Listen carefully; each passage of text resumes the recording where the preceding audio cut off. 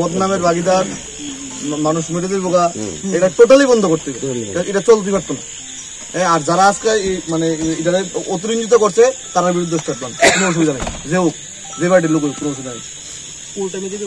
আমি যারা শেষ করি ভাই সকলে মিলে কথা হচ্ছে না, দুইটা কথা। একটা হলো অক্ষণ যারা এই কাণ্ডটা ঘটাইছে, মানে পুলিশের গাড়ির উপরে অ্যাটাক করছে, তারারও একটা অ্যাকশন নেন। আর যারা এই চিনির গাড়ি এইভাবে বাণিজ্য চলতে সেটা বন্ধ করে পরিষ্কার, একদম টোটালি একদম স্ট্রিক্টলি, কে কার লোক কে কিনা দেখালাম না, পুরো বন্ধ।